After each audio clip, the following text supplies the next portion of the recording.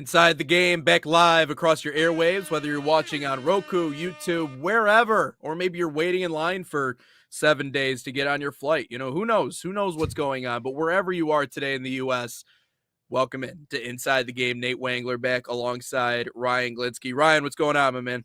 Not much, just chilling. Watched a really good movie last night, and looking forward to today. Yeah, War Machine. That's a classic. You went back for that one. Was that you told me, how did you stumble across it? Did you just how did you come across War Machine again? So I have actually seen a couple TikTok clips. I'm like, oh, it looks like a good movie. So then I was like, I just went on Netflix and I was like, okay, it's like 8:30. I'm like, yeah, I'll watch it for like an hour or so, then go to bed. Whatever it is. And then all of a sudden I get to like 30 minutes and I'm like, oh my God, this is really good. I got to stay up for the whole thing now. And got to 11:15, 11:30, or 11:15, I think is when it ended. But no, totally worth it. I just saw a couple of clips on YouTube or on TikTok and I was like, this looks like a pretty good movie. And I was like, if I ever come across it, I'd love to watch it. And then I came across and watched it. I have never. It is amazing how TikTok is single-handedly a lot of times brings back one of two things. It's either movies or music, like certain songs. And I got to wonder, like, artists who are like, they made their hit back in like the 70s or the 80s, watching it be brought back to life by freaking TikTok has to be the craziest thing ever, especially if they're still alive, like on a boat somewhere. I imagine like in Mexico or like somewhere else in their like luxurious home because they're retired. And then they're just like making a bunch of money again because they're like, this freaking app made a remix of my song or like put my movie clips out there. But yeah, no, that's a classic right there. There's a lot of good people in there. Alan Richardson, who's been in the news for fighting his neighbor for telling him to slow down on his dirt bike or whatever the hell it was. There's a lot of good actors though in that one. They definitely had a good cast. And the funny thing for War Machine is I don't know who any of the guys' names are because they all just go by numbers or they're like, wow, it's my brother or whatever. Yeah. Like, and then I don't know if you follow him or you know who he is, but okay, Shrek. I understand Buenos Dias. I do not understand Buenos Dias. I don't even know what the other one. Bon Hamem, I guess. I don't know what any of that means. I can get you Buenos Dias. I can't get you the other two. But anyway, there's a rap. I don't know if you know who the rapper is, T. Wayne, but he created one song called "First Let Me Hop Out the Porsche." This song was made in sixth grade. Yes. 6th grade. Yeah. But I've started to see him come up on TikTok, and I'm like, this guy's weird. And he goes, and his videos always start with, you want to see what a one-hit wonder does with his money? And it just like his amazing house. And he's like, I'm the one-hit wonder who actually did smart stuff with his money. And he like goes to like a day in his life and stuff. And it's crazy how one popular song for like 2 months can make you that famous and that rich. Like, it's just crazy to me, which means we just need one viral clip here at the National Soccer Network, and then all the money's just going to start flowing in. Yep. Yeah, exactly. Well, and it especially if you don't get lottery winner syndrome and you do something with the money you do make, it's crazy how long you can actually make that last and like maybe like retire on it or do something along those lines as opposed to blowing through all of it. Like I swear the majority of people do whenever they hit it big like that. So no, that's funny. But getting into our conversation here in hour number one. Same thing. Good morning in Spanish and Portuguese. Well, wish Bianca was tuning into the show right now. She could have told me that immediately. Yeah, she would have been. She would have been more able to. Both, if we can bring her on to translate. Yeah, exactly. Well, she was born in Brazil, and she's talked about that before too. And it's always interesting to get her perspective, especially on the soccer stuff when we talk about this, because obviously it's different there. You know, people are playing all over the place, but getting into what we wanted to talk about here on hour number one, it's funny because I worked in the meteorite conversation. I'm sure you've probably seen all the meteorites that are hitting all over the U.S. My question was if there was one like athlete, GM, coach, someone that we were to have address the aliens upon their arrival, who would it be? I mean, there's a couple of good options there. Iguodala. You know, LeBron, Messi, Roger Goodell, Iguodala with the space beam pointed towards us. No.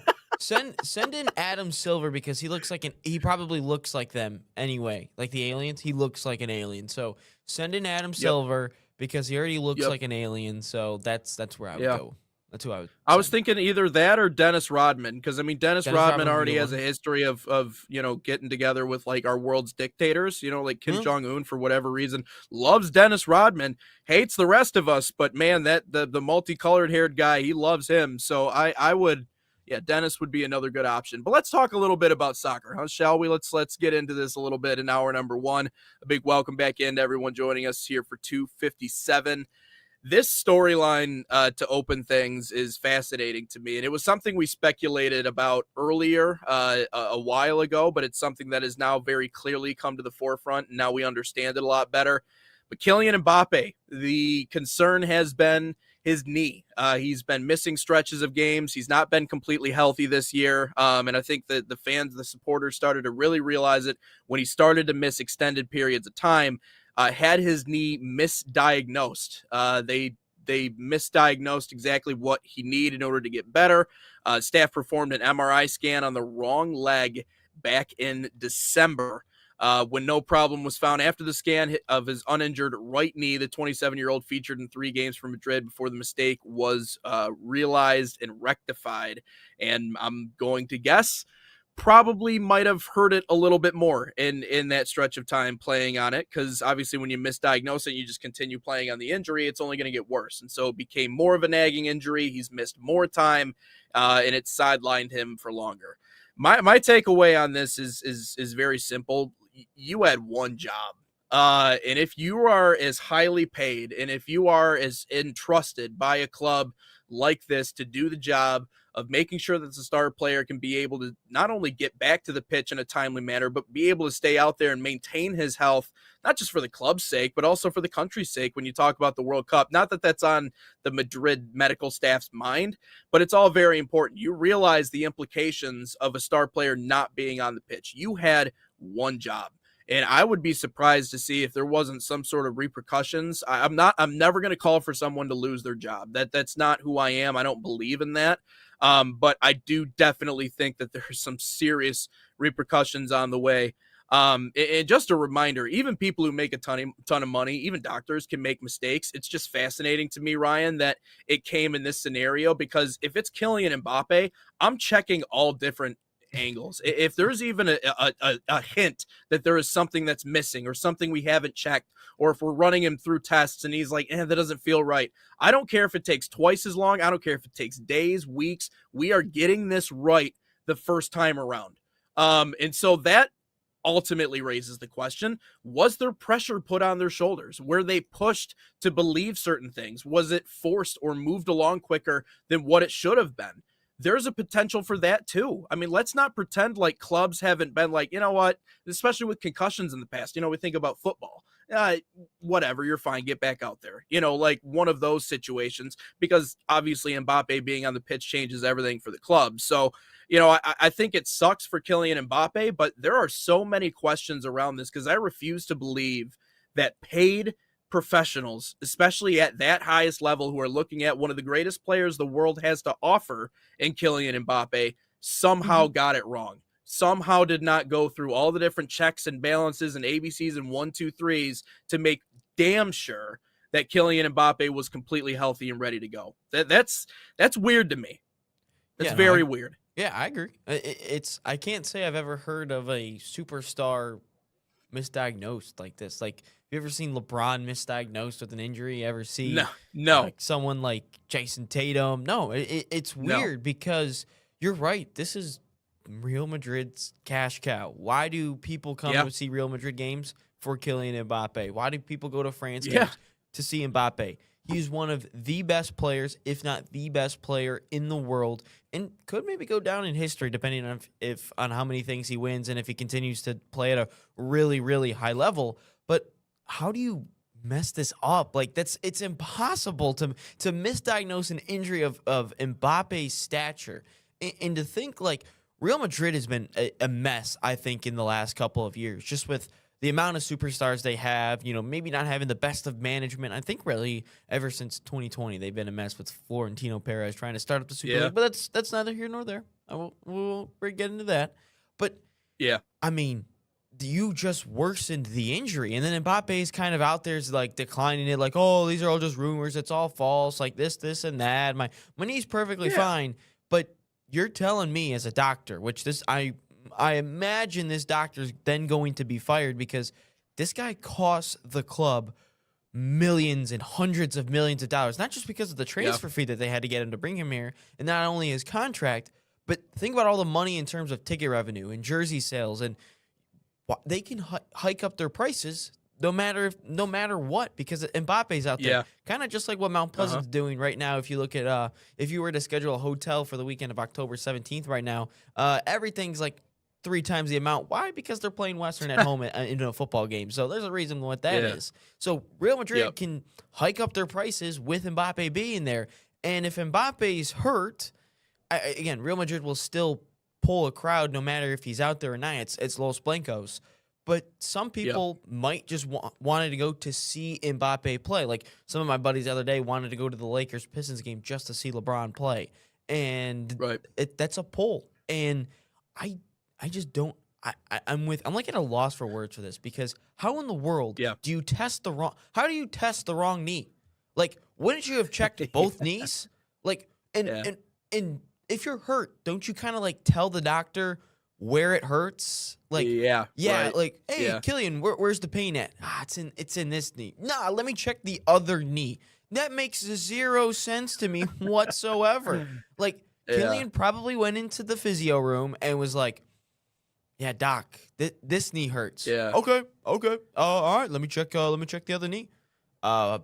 Hey, doc, you gonna check the other one, the one that actually hurts? Yeah. How about yeah. No. We didn't see anything in this one. You go back out there and play. But then you just think of, is this going to hurt his career, his playing career at some point? Because you played Right. on an injured knee. And we know in sports, in any sport, basketball, football, hockey, baseball, like knees are a very important, I don't want to say like I guess bone. Like, I don't know what it would be considered, a bone, I guess. Like, because you got to run in every single sport. And if you don't have your knees, Yeah. you're not running anywhere. So, yeah, it's just, I don't know, Nate. It just doesn't make Right. sense to me. Was there pressure put on these doctors' shoulders to move this process along? It's a good question. All the question marks we've brought up about Madrid and the ownership and how they have botched a lot of things and how they've made poor decisions, and the history that we've run through a couple of times. Is it just a coincidence that someone like Kylian Mbappe going in to get treatment gets mistreatment, doesn't get it done correctly, and then ends up further hurting himself? I don't know. I mean, it's not always the right thing to connect those dots, but I think there may be something there. And again, the other side of this, it makes me think, if they're looking at the wrong knee, was Kylian Mbappe completely honest about what was going on with him? Like, It's a good question. who was communicating what with the doctors? Like, it's like a horrible game of telephone. Like, someone said something along the lines that wasn't correct, and then they misdiagnosed it. It's hard for me to just chalk this up as just a simple mistake and not immediately go to conspiracies, which is tough because I know I mentioned meteorites to open the show, and I think it's just funny because they are actually meteorites. Like, these are not something big or more menacing than this. We know this because people have confirmed this with not just eyesight reportings, but also just finding pieces of the rocks that have actually come through the atmosphere at 35,000 miles an hour. But you know what people love to do? They like to make a conspiracy out of everything. And it's hard to look at those people and go, hey, don't do that, because sometimes the conspiracy theorists are right. Sometimes they actually get out ahead of things and you're like, wow, actually, you got a point there. It's tough to not make a conspiracy out of this exact moment with Mbappe, because it just the simple practice of, how do you not know, number one, what knee it is? Because when you talk about trainers, typically what they'll do is they'll feel the area, right? They'll feel both your knees. They'll feel how they compare. They'll feel all of these things, all the different tests and things they run through. How are they not prepared? How did they not understand, just at a very simple level, how to go about fixing this? It is hard to imagine. There's just nothing that really lines up about it to me. That's the hard part. You raise a lot of good questions. is Mbappe honest as well? Is who's at fault here? I think Yeah. potentially both. We don't obviously know the conversations that happen in house. What we never do Right. unless we somehow had a Real Madrid insider. But we don't Yeah. here at the National Soccer Network. If hey, you're a Real Madrid insider out there and you're listening to Right. the show, want to help us out a little bit, we're more than welcome to bring you on and we can talk about this. But I think Yeah. I think up the best point that you bring up is was Mbappe honest? I think that is the Yeah. most important one because you think about what happened with Real Madrid last year. They did not win La Liga. They lost to Barcelona, and in an unbelievable game that I watched happen at Camp Nou on TV last year, like in late or early May, and then they get knocked out of the Yeah. Champions League early to Arsenal, 4-1, something like that on aggregate, and I was listening to the Gareth Bale on the Paul Scholes, Gary Neville, Roy Keane podcast. I forget what the name. I think it's called The Overlap. And Bale talked about when you're at Real Madrid and the Champions League comes around, it's a cult-like feeling. Like the president, the Yeah. higher ups, the owners, they are in the team hotel with you, giving you pep talks before the game. And he's like, I have never once seen this happen anywhere else in the world. Not a single team has done this. And to think that because again, if you do not win a trophy at Real Madrid in a season, that is the utmost failure you could ever have. Like you could, if Yeah. you don't win anything, like because La Liga is considered a weaker league compared to like the Premier League and all that stuff. Because Bale even said himself, he's like half the league. We know we're gonna win. Yeah. It's just by a matter of how much. So everything, all the importance comes down to the Champions League, and they failed in the Champions League. I know they won it a couple years ago, but that doesn't matter. You could win it 2 years ago. You could win it 1 year, and you fail to make even like the semifinals the next year. You're fired, regardless of what Yeah. you did the year before. That's the type of place. Right. And it feels, Nate, like this club is under a lot of pressure for what happened last year and the last couple of years, and even what's going on this year. Like, luckily for them, they battered City at 3-0 or whatever it was in the first leg and didn't have to look back because they had a bad showing in the Champions League group stage or table phase this season. They didn't even make the round of 16 by themselves. They had to play in the play-in game to even get to the round of 16. So there is a lot of pressure, I think, on this club. And I think either maybe it was a joint agreement or something with Mbappe. Maybe he lied. Maybe the doctor lied. Or maybe they both were like, okay, you have an injury, but you can still play on it technically. We know the risks, but you know what? At the same time, we kind of need you to play, Kylian. And I don't know. I would like to be a fly on the wall in the physio room in Los Blancos. You know, I don't know how this story develops, and I think it is developing as we speak. And so we might still have updates on this. I do think it is interesting, though. I guess there was one detail that I was missing, and that was, recently the club's former nutritionist, Itziar Gonzalez, I think is how you pronounce her name. I'm not exactly certain, but she accused the Spanish giant in Madrid of, quote, prescribing rather supplements based on free Chat GPT results. So according to what she's saying in the article that I'm reading, and again, this is via the Daily Mail, apparently that they have been using the free version of Chat GPT to give them medical recommendations on how to deal with players. How real is that actually? Like, it's on the Daily Mail. So I don't know. I mean, this is coming from her, and she says, she's like, they're going to do everything they can to embarrass me and make me look like I'm talking nonsense. But I promise you, this is what they're doing there. So is this a product of Real Madrid taking shortcuts and trying to cut back on costs? I don't know, but you don't use Chat GPT to address an injury. Are we sure this is real and not the former nutritionist is just trying to badmouth the club? Like, I don't know. I find that hard to believe that they are using that doctors at one of the biggest clubs, if not the biggest club in the world, is using Chat GPT to prescribe medications. I don't buy that. I don't buy that. I know. She says, quote, I've said it before because it's very easy to humiliate me to protect the people who are friends that are working there.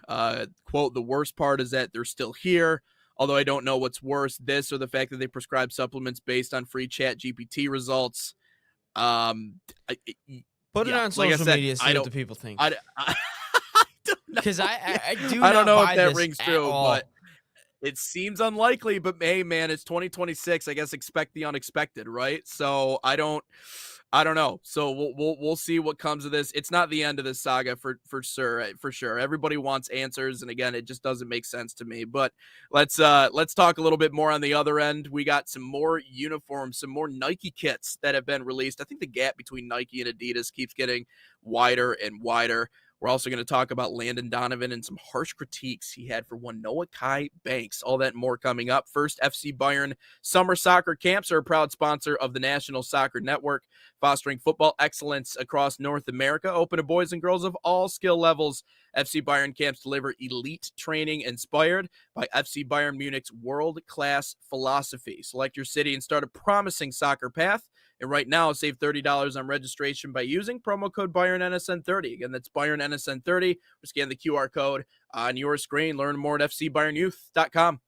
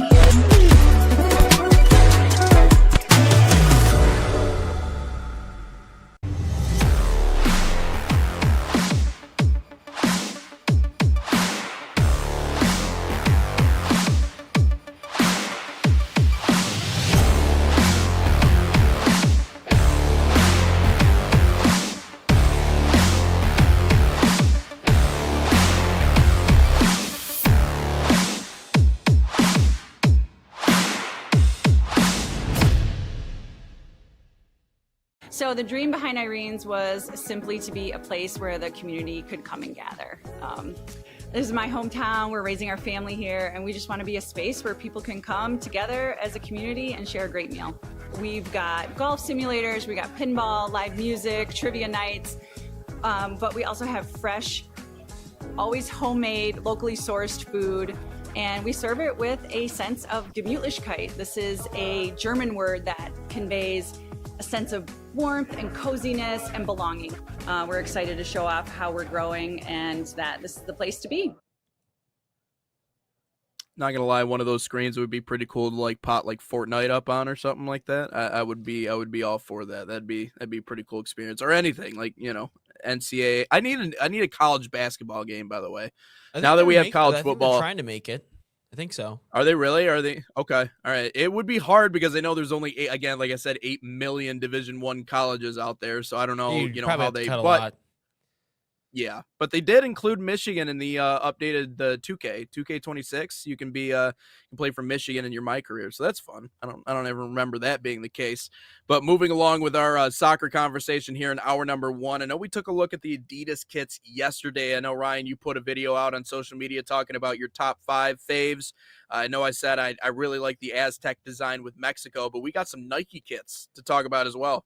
Yeah, so for the people who were like, well, this one's better. Dude, I said Adidas edition. I didn't do the Nike ones. My bad. And I won't lie, I did put a couple Nike ones in the Adidas ones yesterday, so that's my fault. But so, this is the first batch that I have. And I got to say early on, I think the Nike ones are better. I'm an Adidas guy myself, just because I think their shoes are wider, and I have a wider foot. So and Nike runs narrower, more narrow. But it's fair. Yeah, so I'm more of an Adidas guy, but look at these jerseys. So we got the French one. That's actually Nike. This is actually based off of the Statue of Liberty. Obviously, if you go back in the history books, they gave us the Statue of Liberty as peace, whatnot, and then obviously it was Yep. bronze or copper, whatever it was, and then obviously forget the exact scientific term, but maybe Schrock. He seems like a smart guy. He probably could tell us oxidizes or something. I don't know. And it turns into that green, that mint green. We got Croatia. Then again, Croatia. This is the away jerseys, by the way. Away jerseys, not the home jerseys. Away jerseys. I do have the home ones. We can get to that as well. But that just again, Croatia. There's a couple jerseys are just iconic. You got the checkerboard there. Turkey, Poland, which I love Poland's. I always like Poland's because it's super simple. Yeah. Then that one, I don't even know which one that one is. I think it's Nigeria. I think. We got China. And then we have Australia. And then where is the last batch? Give a couple comments on those ones real quick before I find this. I will say the Polish one I think is really cool. Again, we talked about yesterday, like with the French uniform. Obviously, it had the collar on it, but what I liked a lot about it was the blue that was like kind of faded and shaded in certain areas. And so when you look at the Polish kit, I like how that red is. It almost kind of looks like it's like someone took like paint and they were like dumping or splattering it on. Like it's not completely, so it fades a little bit. So I really like that. And whoever is the top one all the way to the right on this screen, love that one too. That one's really England. Cool. So that's Netherlands. Oh wow. Then you have Brazil. Again, they didn't have a jersey, just a jersey. They just had to be. You missed the question, Schrock. What is it called when like the Statue of Liberty? You know how it started out as copper and now it's mint green. What's that scientific term? You seem like a guy to know that. I don't know the exact term. Oxidize. I think it is oxygenation. Oxidation. I think you're onto something there. Okay. Because I mean, obviously the air and water and the weather. Yep. Gosh, that's what happens when it's didn't pay exposed attention to the in elements. science class, clearly. We got the England one. I'm blanking on that one in the top right. The left one, that's Norway. Then you have South Korea. Canada's all the way in the bottom right, so automatically should have just done that one out. But yeah, USA is the one next to Canada. That's the USA. You can see the kind of the faint pattern of the stars. And then again, I still don't know which one is next to Canada. Which one's next to England? That's on me. But yeah, that's all the Nike away jerseys. I really do like the only issue is that they all kind of look the same in one way though. Like they're all very similar, just different obviously color schemes. I do like the purple. I think that's good. The only thing that throws me off, and I like the creativity of it all, don't get me wrong, is when countries wear colors that aren't a part of their flag's color scheme. Like I do like the mint green look for France. Don't get me wrong. I think it's a cool kit. However, it's just a little odd to me because I know that obviously mint green is not in their country's color scheme with their flag. It's more of a tribute to history than anything. Right. I know the significance of it, but that's why I liked like the Mexico uniform because it's green, and obviously we expect that from a Mexico uni. It can't not be green, but then you also have the Aztec design behind it, which I know some people were like going off about how they don't like that. But I will say on this page, if I were to pick one, it probably has to be the English kits. As much as I hate to say that red's pretty sick. I like that. And by the way, Schrock said it is oxidation, so I was... There you go. Hey! So there we go. This is the home jerseys. Again, you already have the iconic Croatia jerseys. We're going with the checkered board. You got Turkey, then you got Polska, Nigeria, China, Australia, Netherlands, and that is actually Uruguay. I mentioned the collars. I don't like the collars, but again, Uruguay, Brazil, Argentina, those are in Croatia. Those are like the most iconic kits. And if you go through history, they're all kind of the same. I will say that is probably my favorite Croatia jersey that I think they've ever had at a World Cup. Not a big fan of the whole like checkered board thing or like the whole plaid thing. Like, don't get me wrong, not a huge fan of it all. But like this one, I could actually get behind. I do like them. I really do. I got to get that Poland kit, man. That's freaking cool. The red design on the inside with the red on the sleeves and the collar, and then just the simplicity of the white with the Polish Falcon there on the left. You know, it's interesting if you ever come Eagle. to It's not a Grand falcon. Eagle. Oh, well, sorry. Polish Falcon Hall is the one I belong to here in Grand Rapids. So sorry. I think we call it Polish Falcons, the Eagle. All no, right, let's just take Nate off the it's screen funny for the rest of the show. Ryan will be doing it solo. But if you come to GR, you'll see that flag flying at a lot of different places across here, because I think we got a whole handful of halls, especially on the west side of the city. So yeah, that one would be cool, maybe for Pulaski Days, which is always an interesting time of year around here. So no, that I think Poland's is sick. Who's the bottom right one? Is that Uruguay? Uruguay, that's what it is. I like it. Again, the collar is, some people like it, some people don't, but would that be baby blue? Yeah. Royal blue? What kind of blue would that be? Baby blue. That's sick. Do you like punchkis? I do. Why don't you like them? All right, next thing. All right, the next. Why don't you like that? You gotta give me a straight answer one of these days. Because they're not good. It's just fat. That's all it is. Then we got Norway. I can't think of that one. I'll have to go back to the website look. And then we got the United States. And then we got Canada. Yeah, which one is that? I'll have to go back to the website to look at it. But yeah, that's just the Nike home and away kits. But I think the U.S. one continues to grow on me. I mean, like at first I looked at it and I was like, I don't know about the Where's Waldo look. The more I look at it though, I think it's cool. I think it's really fun. And I like the inspiration. Like it's almost 1994-esque with the stripes, but obviously it's just going a different way. But I think they're pretty tight. I like them. Yeah, we just gotta win in them. That's just what we have to do. We can't just have an iconic jersey and just suck in them for forever. Norways are sick. Let's see what that jersey was. Okay. I'm getting there. Norways are.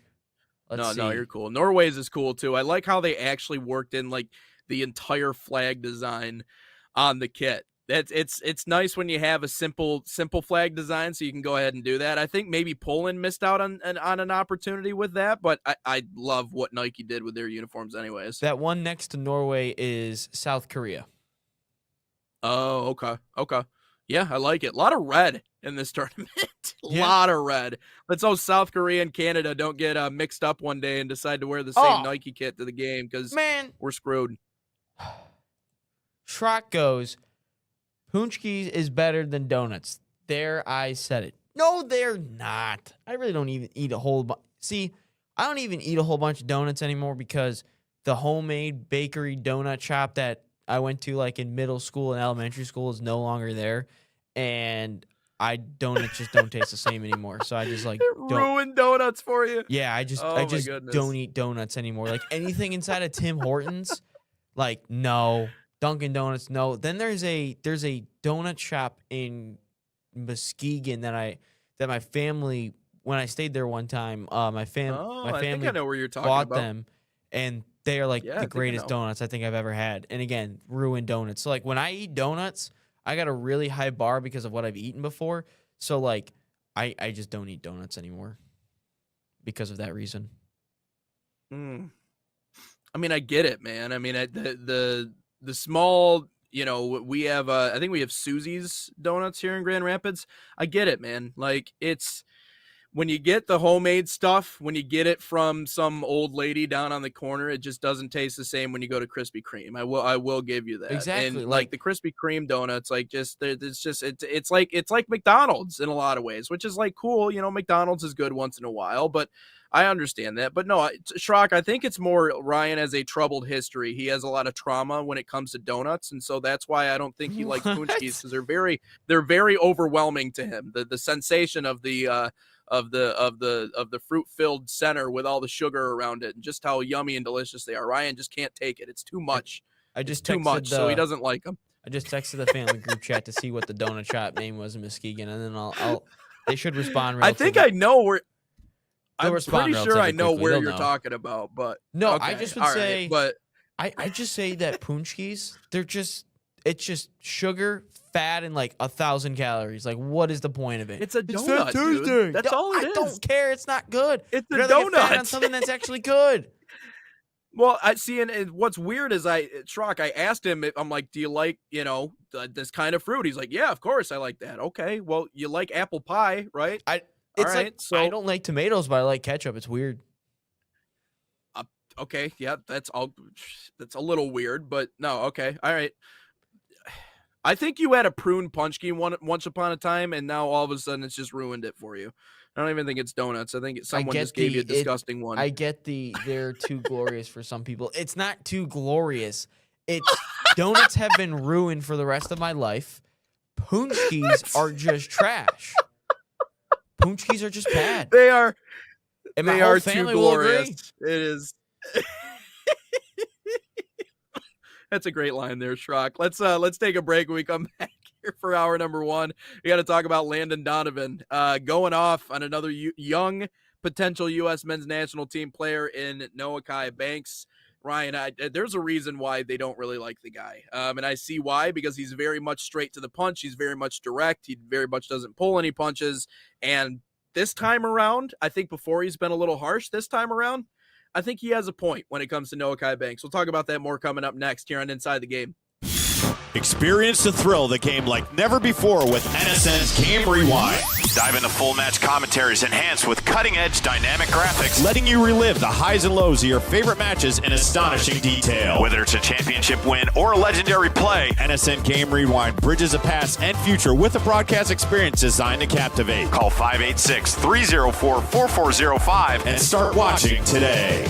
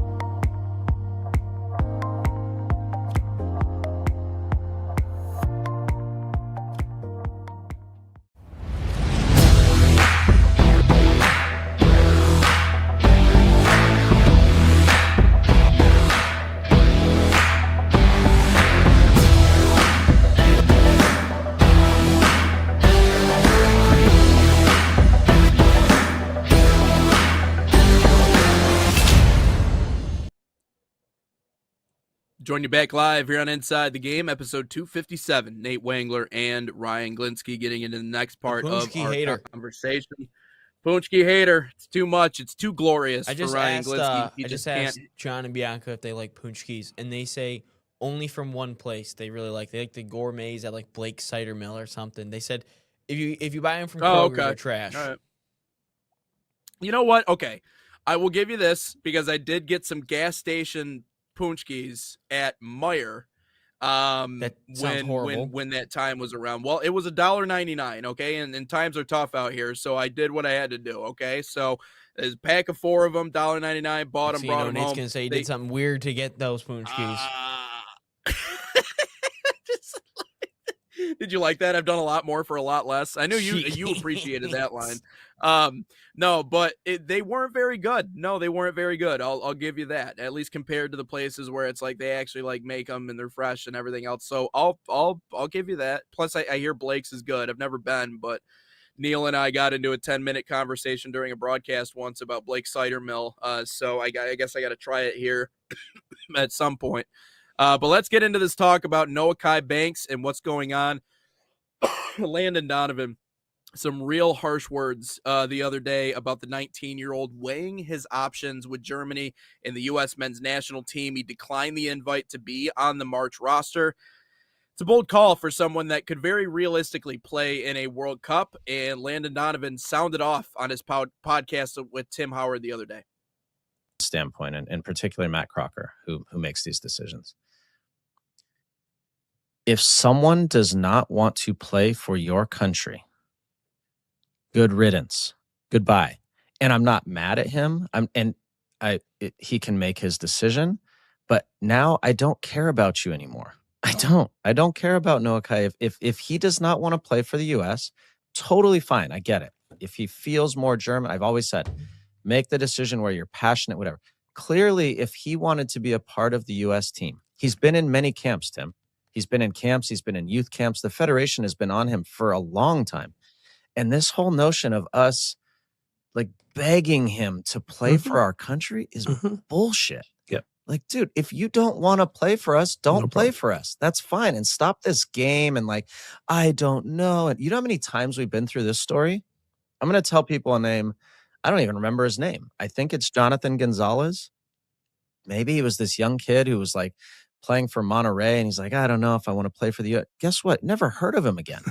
And he, by the way, he didn't play for Mexico either. Sure. So just stop this game, dude. If you want to play for... I can't say that he's wrong. I can't say in good faith that Landon Donovan and what he's saying right here in the message that he's trying to deliver is wrong. And listen, I understand why U.S. men's national team players have cooled on Landon Donovan and frankly, Probably because don't like listening. Well, yeah, that's a little weird. Guys, don't be afraid to go bald. I mean, like, it's okay. I feel like it's a part of life. I want to do it myself. I have some other people in my life that are directing me not to do so. So out of the, the kindness of my own heart, I'm holding on to it for the meantime. But I feel myself going that direction. But If you're still in the chat, I've asked Nate to do a beard remover filter, but he just still hasn't done yet because I'd like to see Dave without a beard. Schrock knows what beardless me looks like. I think so. Early in my college days, I don't think I was rocking what I'm rocking now. So I think Schrock has a good understanding of what that looks like. But no, Ryan, I think Landon Donovan makes a lot of good points with what he's trying to say here. And I want to tackle this really quickly from the perspective of Noahkai Banks before I get into, why I think that Landon Donovan's right. And I'll obviously let you get your opinion in here too. But from the perspective of Noahkai Banks, in my opinion, Ryan, it's time to wake up. Like, you are turning this down for a maybe with Germany. There is a very realistic chance that you don't crack the 11. You don't end up playing with the Germans, that you could end up not playing anywhere at all. And 4 months out from the World Cup, we need to understand that Noahkai Banks, even at 19 years old, is in a position right now to potentially play, or he could very realistically play in a position need and in a spot on the pitch where we absolutely need more depth, more youth, more talent. He could play in the World Cup in 4 months, and yet he's still weighing his options and trying to make his decision. You've played in our youth systems. We've developed you. We've been on you since the beginning. Well, we didn't really develop you. Obviously, he grew up in Germany, which is why we're having this discussion. He was in the youth camps.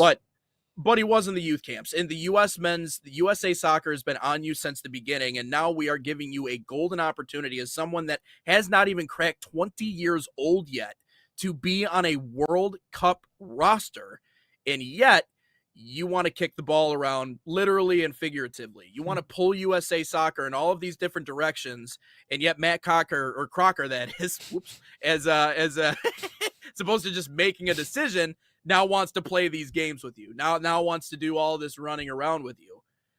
It's like those people, and there are two different types of people, right? There are the types of people that get frustrated about something, maybe that happens out and about, or maybe someone says something and they just deal with it later. They deal with it in a separate conversation. They go, you know what, let's just see how this plays out. We don't have to overreact. And then there's the people that just immediately fly off the handle and feel like that situation has to be done with in that moment. And I think Landon Donovan is the former in that. He doesn't have any affiliation in terms of, with USA Soccer. He's out there doing his own thing with Tim Howard, and he has established himself as a guy that, again, is just not going to pull punches. He's just going to come straight after you. And again, it's hard for me to say this, Ryan, because I know that sometimes people look at Landon Donovan and they're like, this guy's being ridiculous, but I think he's got a point here. No, I agree with you. I think he does. I was just going through a little bit of a list here of current active players that are with the United States in the last couple of years that are actually dual nationals.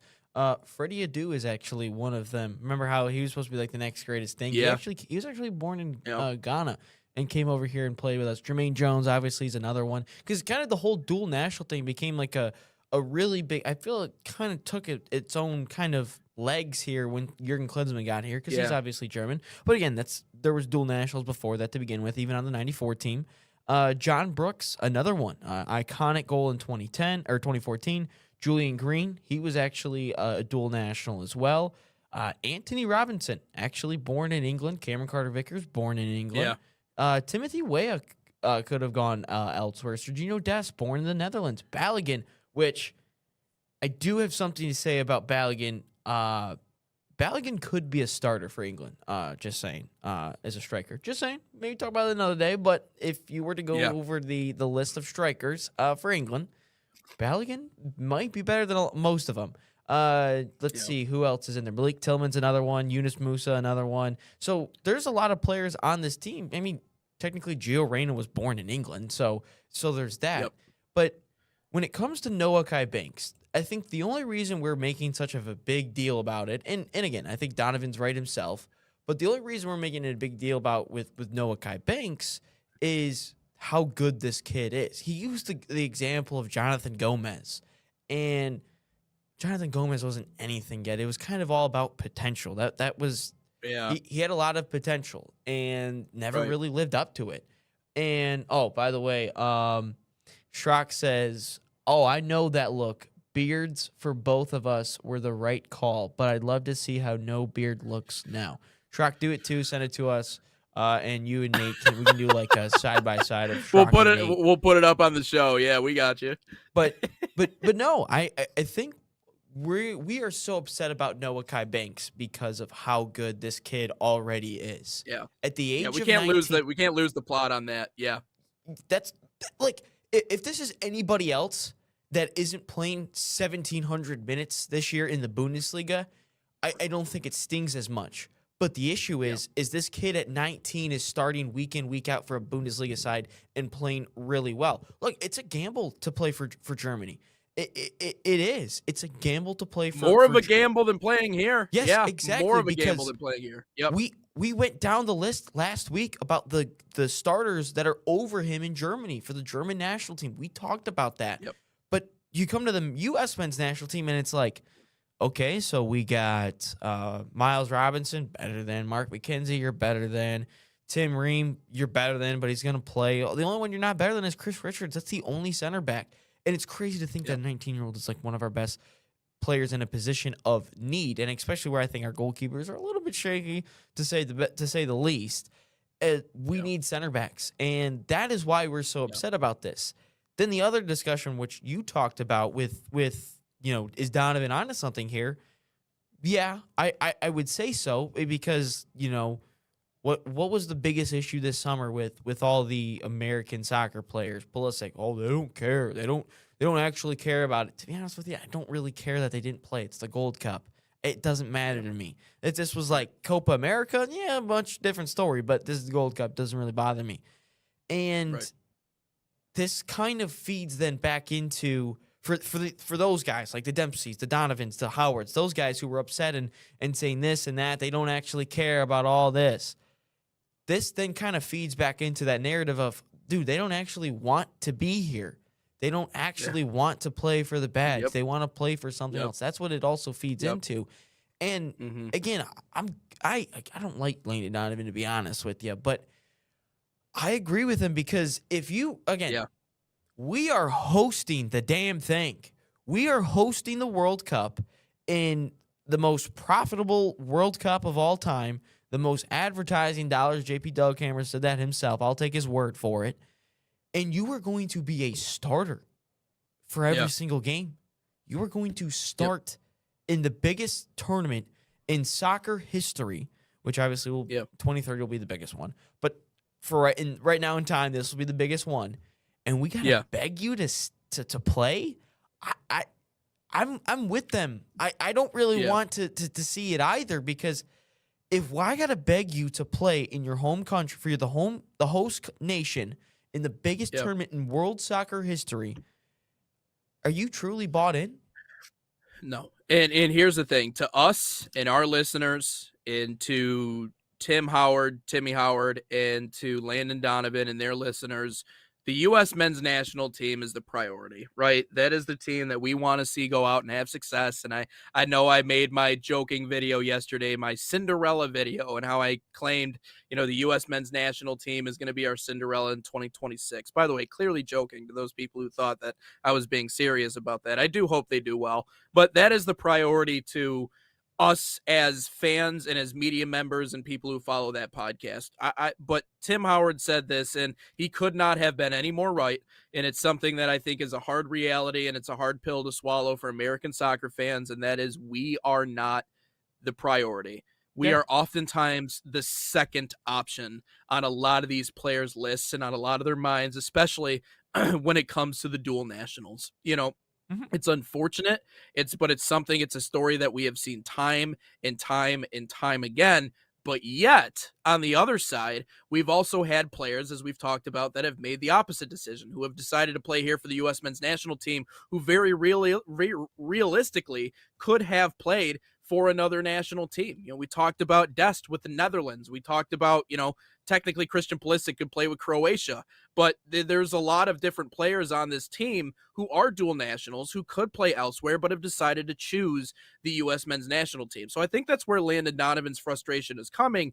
It's not that Noahkai Banks is necessarily kicking the ball around or, pulling USA Soccer around. It's more that we are doing all of this to cater to a 19-year-old when we've had other dual nationals make the decision to play for the U.S. men's national team and to not go elsewhere. But generally speaking, we are not the first priority for a lot of these players. And that is just a hard pill to swallow for American fans, because it takes, like we've said, it takes having a level of success in the World Cup in order to start convincing people, hey, I want to play for the United States. I want to play for this side. I want to play for this program, because they have proven beyond a shadow of a doubt that they are here to compete, that they are here to be one of the powers in this sport. Not just because FIFA gave you some brownie points and put you in the top 15 because they know just how much you present to them money-wise. Like, we're not talking about moral victories or anything else like that. Like, you have to prove to people. Now,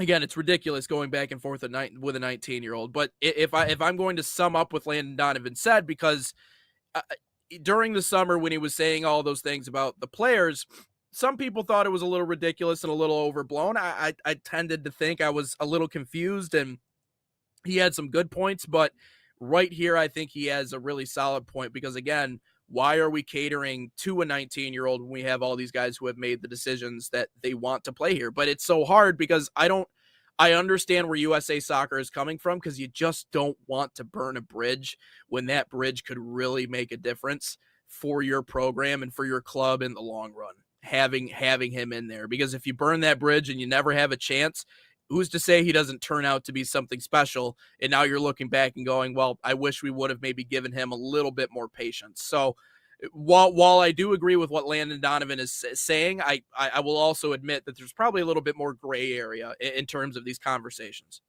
Yeah, no, I concur with you. Shout out Catch Me If You Can. That's how I found out about that word. But I just took a little gander on terms of, potential other dual nationals we could deal with with the U.S. men's national team, and I also looked at the top dual nationals in the world. So Matthias Halbert, we talked about how special that kid is. He could potentially play for Germany or France as well. He is cap tied to the United States youth team, but he could 100% play for anyone else. Leonard Prescott, obviously we talked about with the Red Bulls. He could play for Germany. Where is the other big one? I just saw the guy who plays for Figueroa, who plays for Liverpool. He could play for Honduras. He was born there, but immigrated to the United States. Benjamin Kramashi, who plays for Inter Miami, could play for Argentina as well. Where's Slonia at, who I think is eventually going to become our number one goalkeeper in 2030? Where is he at? I just saw him on the list. But Slonia, he's another one that plays for Chelsea. I think he's a really good up-and-coming goalkeeper for us. But I can't find the countries. Okay, anyway. But then we go to just the top dual national players, in the world. Declan Rice was actually played for Ireland. He was actually capped. He actually made a couple senior caps with Ireland. But guess where he plays? England. Diego Costa back in the day, he started out with Brazil, ended up on Spain. Wilfred Zaha started out in England, went to the Ivory Coast. Inikai Williams went to Spain and then eventually went over to Ghana. Thiago Motta went to Brazil and then Italy. And Dumfries started out with Aruba and went to the Netherlands. That's just crazy. And then arguably, or one of the best footballers of all time, Puskás, started out at Spain and also played for Hungary. There's a name for the best goal of the year named to him. So this isn't anything new. But again, I think at the same time, the stature of Noahkai Banks is a good sign for the men's national team, the U.S. men's national team, that a player that has gone through our youth system, not our youth systems, but our youth national teams, is such a wanted prospect. But at the same time, I kind of think his heart's with Germany anyway because of he grew up there. And you talked about that last week. Like there's nothing against the guy for, you grew up in a spot. I can't really hate on him for it. But then back to the point of, we're the second option for a lot of these players. Like if Balogun had the opportunity to play for England, he would have played for England. If Dest had the opportunity to start for the Netherlands, he would have went to the Netherlands. That's not anything crazy. That's not anything out of the ordinary, but that's just the truth. That's just the truth of where our men's national team is in the rest of the world. So, yeah, no, I wouldn't – I know I put at the bottom here too harsh on Noahkai Banks. No, because I don't think it's too harsh. I think it's just the facts. It's just reality. It's I don't think it's too harsh on anything. No, yeah, I 1,000% back you up on that, and it's it's unfortunate to see. Like you just want you want him to make the best decision for him. You trust that he's going to be able to do that. You want it to be with us, and I completely understand that you want to give him that runway to make that decision, but again, you can only do so much to try and convince the kid to stick around. So whatever you have to do. So. We'll have to see. And again, that's what Landon Donovan said. I think it was important that he qualified everything, all of his critiques and all of his criticisms by saying, go where your heart is. No one's going to hold it against you that you go and play for a side that you feel more passionate about, that you feel more connected to. And I even said that right out of the gate. The issue is not that. The issue is, we're getting extremely, extremely close here. Like we're starting to heat up at this point. There's no more time to sit around and try and make decisions on where you're going to go. There's no more time to wait around or weigh your options or anything else like that. So that's where I agree with what he's saying. And I agree with, and I know it's a hard decision for a 19-year-old to make because there's a lot of pressure when it comes to that, but the time is now to make the choice. So we'll see. And like I said, where he is on the field, the position he plays, everything, like it could be a dire need for the U.S. men's national team. And it's funny because I had someone in a comment section on TikTok go, I'm 50 years old and we've always had, all my whole life, we've always had the player that, quote, could be the next one to pave the way forward. It's not just one player, right? Like you have to have players in every position on the field that you're comfortable can be someone that you can rely on for a long time. And in a position need, like where he is, yeah, that would be extremely important. And he would make an immediate impact. To that guy's comment, whoever it was, I mean, I think we've already had the player to pave the way forward, and his name is Christian Pulisic. And we also had the guys of 94 who paved the way forward. Like, everything was kind of laid down, I think, in 94. Yeah. And then eventually... Yeah, let's not forget, we've only been taking this serious for about 30 years. Like, people act like we have the same head start Europe had. No, we didn't. Realize the game's been here, but it didn't live and breathe here quite like it did. The reason we were so behind was we were up there with the world, and then the Great Depression happens, and we just kicked soccer to the curb, and we had to figure out how to get the country back in order, and then the war started, and then after that, it's like, who cares about soccer? Let's focus on baseball, basketball, and football. And then hockey eventually comes along, and hockey was taken more seriously than soccer. And now all of a sudden, once the I forget the league that before the MLS that collapsed, and then all of a sudden it's like, all right, 94, you guys are gonna have the World Cup, we're gonna have the MLS, and then All of a sudden we go, which by the way, I saw videos of the PK shootouts originally in the MLS. Dude, we got to go back to that. That was sick. But no, like we were so behind, and now all of a sudden we're starting to. I don't want to say we're closing the gap, but I will say I think our floor has definitely risen. So I guess maybe we're closing the gap, but our floor, I think, as a men's national team and as a nation, has definitely risen than what it was, say, 10 years ago. Yeah. No, you're 100% correct. Let's take a step aside, though, here on Inside the Game. Look at us right at 10 o'clock getting into all sports content when we come back. You don't want to talk about Salah? We could talk. You want to talk about Salah? We could talk about Salah. I just like shitting on Liverpool, so yeah. Let's do that on the other side then. I'll let you do your thing. First, Barca Academy is a proud sponsor of the National Soccer Network and the official academy of FC Barcelona in the United States. Designed for boys and girls ages 6 to 18, Barca Academy camps follow and replicate the FC Barcelona game model. Same philosophy used by Barca's professional coaching staff. Right now, you can save $30 on registration by using promo code FCB30, and that's FCB30. Scan the QR code on your screen. Find a camp near you at fcbarcelona.us/camps.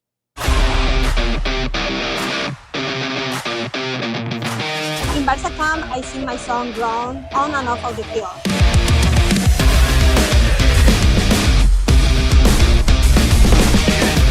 Don't miss the time to register. Sign up now for Barca camp.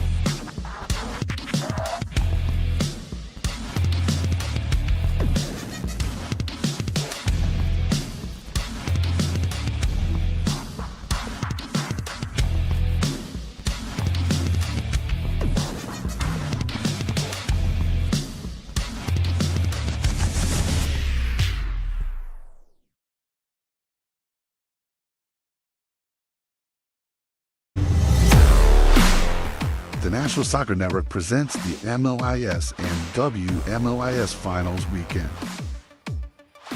8 teams battling for a championship at the Orleans Arena in Las Vegas, Nevada. Don't miss the excitement March 28th and 29th as the top indoor soccer teams compete for the title. Watch every match live and exclusively on the National Soccer Network. Let's get into this a little bit. Mo Salah could potentially be leaving. It seems like he's going to be gone. I know we talked about, I was mentioning maybe a few transfers that could come in and take his place, launching right back into it here on Inside the Game. You said you wanted to take an opportunity to sound off. And so here's your soapbox. Go ahead, get up on it. Do your thing, Ryan. Go First, ahead. let me explain why I like shitting on Liverpool. So when you work in athletics, you have a lot of people that you know, and you become friends with a lot of people. And then when you do PA announcing, you tend to sit across from the Central Michigan broadcasters, right? Yep. And what you don't expect is texts from the voice of the Central Michigan Chippewas to send you texts during the actual game about how Liverpool is going to win the league, and how I thought you meant a tech. Text. I thought you meant a tech for a second. No, because when you're doing a game, you don't expect text messages on your phone from Adam Jacksa about how Liverpool's going to win the league and how they're so much better than you. So, I kind of got to take this opportunity to shit on Liverpool a little bit. Anyway, again, this just feels like the end of an era for Liverpool and in the Prem. Just feels like the end of an era because, oh, by the way, I forgot to mention this. Did you know Trent Alexander-Arnold could have played for the men's national team? U.S. men's national team. Really? Yeah, he could have done. He's got an American grandparent. Wow. Fun fact. Interesting. Fun fact. All But right. it just feels Gotta like step up our recruiting. just feels like no, I think he was always going to play for England. He's always really good. Anyway, it just feels like it's finally the end of an era in Liverpool with Salah going to be gone. Mane's been long gone. Firmino's been long gone. Trent gone last year. The only one that feels like it, the only one that is truly there, and Andy Robertson will be gone. The only one that feels like will be there still kind of in the wreckage, I guess, is Virgil van Dijk, Allison, I guess. But, outside of that, the whole core from Jurgen Klopp's team is just gone. And now I'm curious to think, again, who I think replaces him, it's Isak. I mean, he's just been injured the whole year. But it just feels like the whole chapter from Jurgen Klopp is finally closed. Like last year they won the league. That's all Klopp's guys. I mean, Slot didn't really do anything. The only thing that was different was, maybe some new ideas, maybe some new energy in the building. Also, Man City was horrible up to their standards. But this is going to get into a risky time for Liverpool because the old regime that just won you 2 leagues and a Champions League, they're all gone. Now what do you do? Slot, you've spent over $500 million this summer. I get it, you didn't use all of it, but you've spent over $500 million. You're currently battling with one of your biggest rivals in Manchester United for 4th place in the league. What are you now going to do when club legends are leaving constantly? And again, Mo Salah isn't up to the standard that he normally is. I get he's an older player. I get it. But this is a club legend that's leaving for free. You're not going to get any opportunities. I get it. Luis Diaz was gone as well. I get it. The tragic passing of Jota was unexpected as well. But it just feels now that there's just too much new for Liverpool, and there's not enough like that culture that was established, that foundation of that culture for Liverpool. I mean, yeah, you still have your club captain, but outside of that, you don't really have much. And that's all I really wanted to say is that I just feel like Liverpool is going to get into a risky time now, and I don't know what they do, but it feels like they're kind of like teetering between. We could go back to you know what they feel like, Nate? They feel like the Detroit Lions right now. They feel like they're teetering of we could become really good again, or we could just go back to being horrible. Yeah. Yeah, and it very well could. And that's why I think they're probably going to try and go the younger route to replace him, just to see if they could lock down someone who could be an option in the years moving forward. I know we just talked about Noahkai Banks being 19, but, one of the names on here that's mentioned is Jan Diomande as a potential replacement. Obviously, he's 19 years old, so that would be an investment for Liverpool. So, maybe someone else to replace him. There's a couple of other names on this. Anthony Gordon's another name. Is it Gerard or Jared Bowen? Jared Bowen? Jared Bowen? Jared Bowen? Is someone else that they mentioned on this list too? Bowen's on fire. And he's shagging Danny Dyer. Yeah, I like that one. Shagging? Oh my goodness! I love Ryan will use certain Europe. Yeah. That's the chant. I didn't come up with it. Oh, that's a chant. Oh, yeah, I didn't even know that. All right. I didn't come up with it. On this. That was all right. Well, I thought that'd be funny if you came up with it. When West Ham won, credit for that. What was it? The Conference League a couple years ago, and Bowen was unbelievable. And that just was like he was scoring critical goal after critical goal during that run, and they just kept chanting Bowen's on fire. And he's shagging Danny Dyer, and then Bowen started going into the crowd and started singing it with them. It was really cool. I did not come up with that. I'm not that clever. I also don't follow West Ham fan. I don't follow West Ham players or know what's going on. I don't even follow what Arsenal players are doing in their social lives. That's hilarious, man. All right, let's get into some of our all sports stuff. I'm glad you got that out of your system.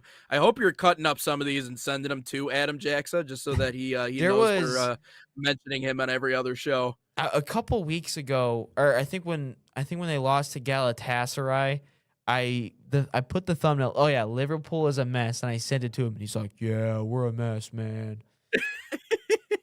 Yep, not going too well. But let's get into one of our favorite segments we do every single week here on Inside the Game.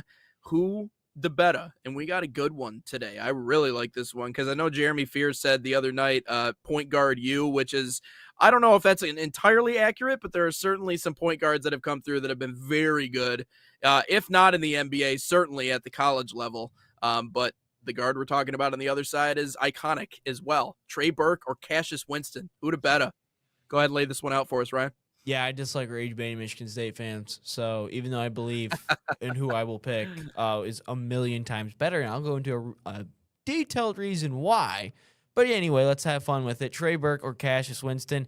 Trey Burke only played 2 years at Michigan. Winston played for 4, so I took Winston's junior and senior year, and I took Burke's 2 years. Yeah. Trey Burke is a true freshman, 14, almost nearly 15 points a game, 4.5 assists, 3.5 rebounds, 43% field goal percentage, 34% from 3. And then his sophomore year, his Wooden Award-winning year, 18.5 points a game, nearly 7 rebounds, just under 3.5 rebounds a game.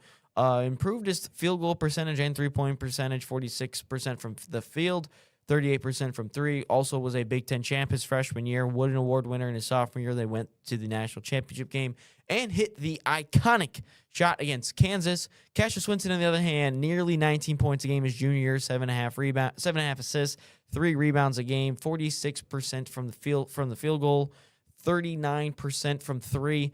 And then his senior year, his best season, nearly 19 points a game, 6 rebounds. Actually, no, his best year was his junior year. Interesting. 2.5 rebounds a game, 44% from field goals, and 43% from 3. He was a 3-time Big Ten regular season champ. He does have a Big Ten tournament championship in there. And also his junior year was the famous team that beat Zion Williamson and R.J. Barrett. Also mentioned his senior year, he did lose to Juwan Howard. Just had to put it out there.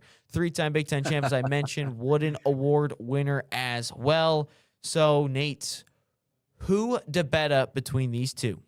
Nah, this is a tough one. And this is a tough one mostly because I got to think objectively about this, right? Like, I can't just immediately go with my bias. I feel like I did back when you asked the question about SGA versus Cade, because I just didn't want to give SGA the benefit of the doubt. Plus, I would much rather prefer OKC fans be mad at me than our Detroit brethren, because I think we all love Cade. But here's the truth. When I look at this, it's tough to say because when you look at, number one, I think Cassius Winston was obviously the more accomplished point guard. Clearly, you saw from what we've seen in terms of the 3 Big Ten championships on an individual basis, what he was able to do. I think the overall numbers bear out that he was a little bit better in terms of a shooter, and obviously, I think he was a better distributor. But what's hard for me is that if either of the two would have completed their national championships, I think it would have been easier to say one was better than the other. But realistically, both of them fell short. And so you really kind of have to get into the weeds on this. When we go head to head, yeah, Jeremy Fears saying that Michigan State is point guard U. I don't know if that's necessarily true. Obviously Magic Johnson is legendary and he paved the way in the National Basketball Association. But the other name that immediately comes to my mind when I think of point guards, Michigan State, has to be Cassius Winston. And that's because that entire time where he was there, that entire Michigan State program moved the way he moved. He was the kind of catalyst that drove that machine for that Michigan State team, the pre-COVID Michigan State teams, with his ability to assist, with his ability to see the court.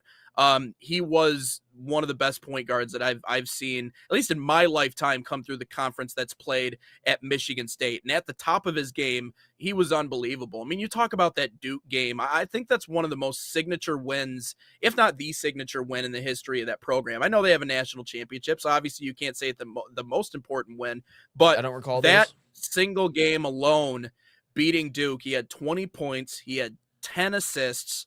How many boy, he had 4 steals in that game. Shot just under 40% from 3 that day against Duke. He had one of the best games of his career and the biggest moments of his career against a Duke team that, let's be frank with ourselves, ESPN and everybody else under the sun did not think was going to lose that year and thought we're a sure thing to go win a national championship. And yet here comes frickin' Cassius Winston, Grand Rapids Christian's finest, and Xavier Tillman and frickin' Tom Izzo doing it again. So I understand what Trey Burke did in terms of, if I'm going to go with clutch, right? Like if I want the guy to take the last shot to win the game, Trey Burke in his prime at Michigan's probably going to be the guy I go with. But from a true point guard perspective and just elevating everybody else around them, I know I normally don't give the nod to Michigan State. I'm going to give this one, I think, Cassius Winston in head-to-head at the same exact time at Michigan State or at Michigan. I'm going to go a little bit better. But you can't even say NBA with Trey Burke too, right? Because Trey Burke, his NBA career flamed out as well. So they're very similar in a lot of ways, but I'll give the edge to Cassius Winston on this one. Shout out Igarineza in the YouTube chat. He said Burundi, Africa. So hopefully I said all that right. It looks like he's watching from there. Interesting. So also is the all-time assist leader in the Big Ten, in the Big Ten conference history, Cassius Winston. So something else to keep in mind. How? Braden Smith has the all-time NCAA record. How can Cassius have the Big Ten record? Oh, maybe it's a single season record. Maybe that's what it was. I was about to say Braden Smith literally just broke the NCAA record. I think it's a single season 3 record. days ago. But anyways, you're right. No, it is single season. But anyways. So Nate, let's paint the picture here a little bit, right? So I put in the 2 best years for Cassius, which was his junior and senior year, right? I put in the 2 only years for Trey Burke, which were his true freshman and his sophomore year. His true freshman year, he had unranked recruits in his starting 5, in Stu Douglas and Zach Novak, and unproven Tim Hardaway Jr., and a center who could not catch the ball, Jordan Morgan. So what did he do with that? Want to share the Big Ten championship for the first time in like 30 years for Michigan with Ohio State, Michigan State. Weird how that works. I know they didn't do anything in the tournament, but if you go look back at that roster, interesting. Then we go into Cassius in his freshman, sophomore year. Nothing too impressive, but he had 2 5-stars in his starting 5 his sophomore year when he was truly the reigning point, truly holding the reins for a point guard. Jaren Jackson, Miles Bridges. Won a Big Ten championship, sure, but did nothing after that. They flamed out at home at LCA against Syracuse. Interesting how that works. And to that Duke team, they should have lost in the round of 32 to Taco Fall. I still think that Duke team is one of the most overrated teams of all time. They should have lost to Virginia Tech in the Sweet 16, and eventually lost to Kenny Goings in Michigan State. So I want to go from let's break it down a little. Let's break it down from a fundamental standpoint. Shout out Ken Murphy. When every single action is designed around you and every single screen is designed for you, you're going to put up numbers. You're going to be great. But on the flip side, when not every single action's around you and you make every single player around you better, isn't that the definition of a true point guard in Trey Burke? Interesting how that works. Oh, wait. Trey Burke put Michigan basketball, who was an afterthought, on the map. Interesting. Trey Burke's the obvious answer.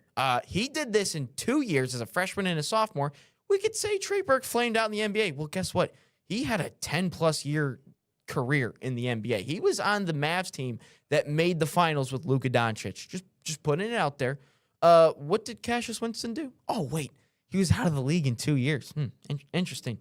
Trey Burke is by far a better point guard than Cassius because he did more with less talent. His sophomore year, an unproven Nick Stauskas at that point, an unproven Glenn Robinson III. Tim Hardaway Jr. was the only proven player at that point.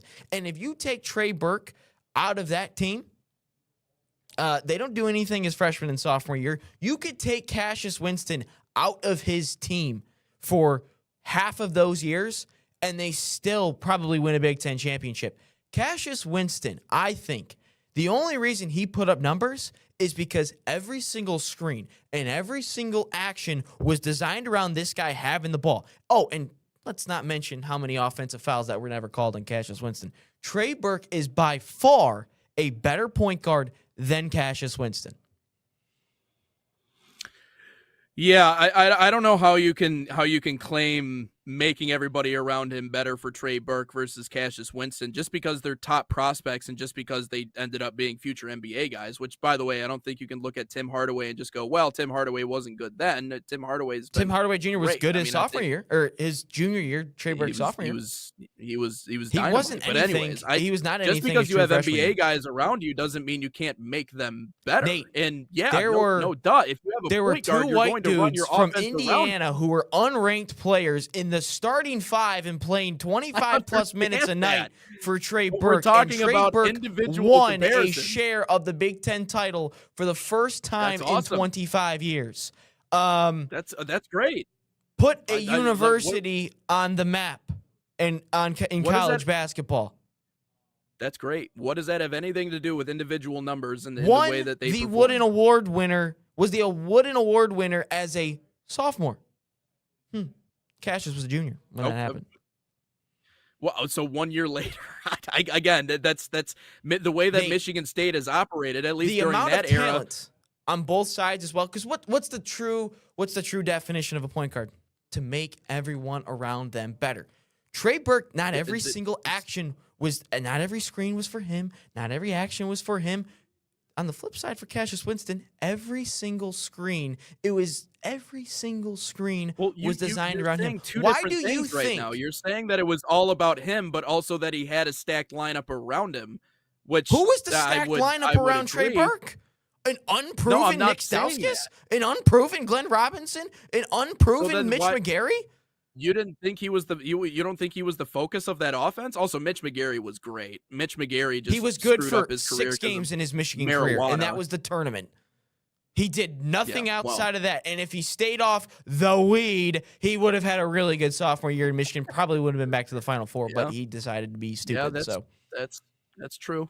Mitch McGarry was good for 6 games in his Michigan career, and that was against South Dakota State, VCU, Kansas, Florida, Syracuse, and Louisville. Those were the only good games he was good for.